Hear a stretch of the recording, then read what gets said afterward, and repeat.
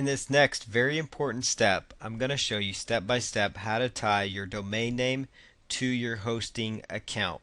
And for this to work, you need to go to GoDaddy.com or wherever you have registered your domain. For this example, we are using GoDaddy.com.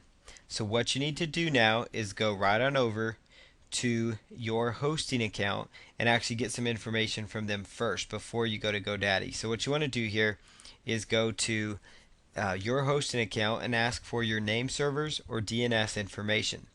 Typically, you will find this in the frequently asked questions section.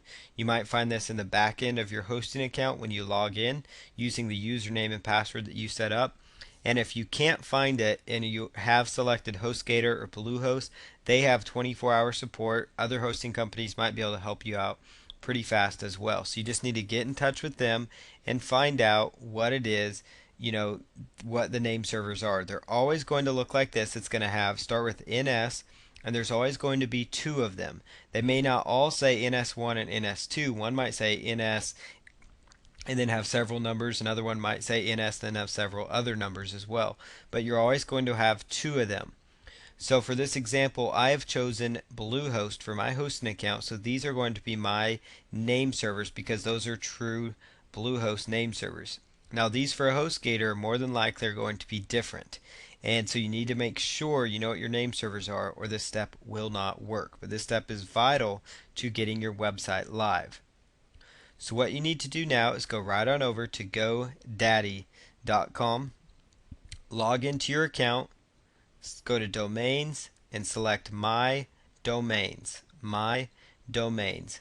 And if you have multiple domain names, you just need to scroll down till you find the domain that you're working from. Otherwise, if it's your first domain, it should be right at the top. And they do alphabetize it if that makes it easier on you. So I'm going to just go to the domain name I want to choose, put the checkbox in there, select Nameservers,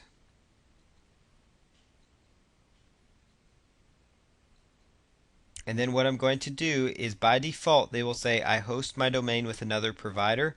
Make sure that is checked, and then you're going to put in the name servers that you are going to be using.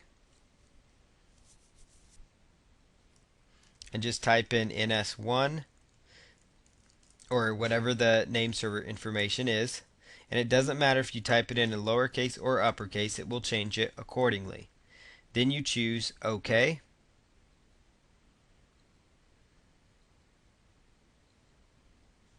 And it says your changes have been submitted. So go ahead and select OK. And your name servers are actually all completed now. So what you're going to do next is go right on over to the next section, next step of this process. And that's to go right on over to your hosting company. So you can either go to HostGator or Bluehost, whoever you've set up an account with.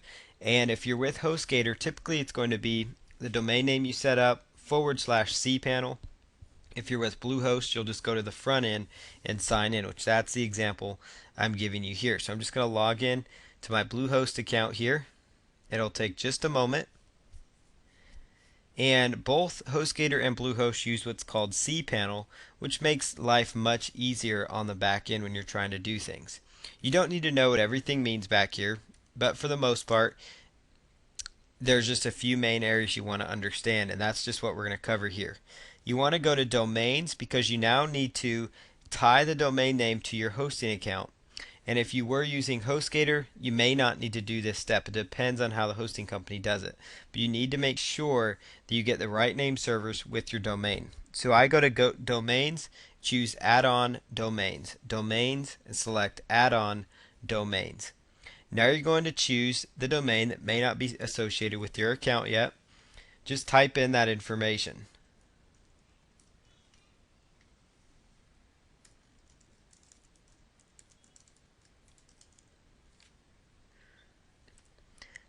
If you set up your name servers correctly, it's going to tell you the name servers were verified. So you're just going to make sure add-on domain is chosen. Scroll down to where it says create new directory. And it's always going to make the main domain a subdomain. And that's okay. So choose add domain.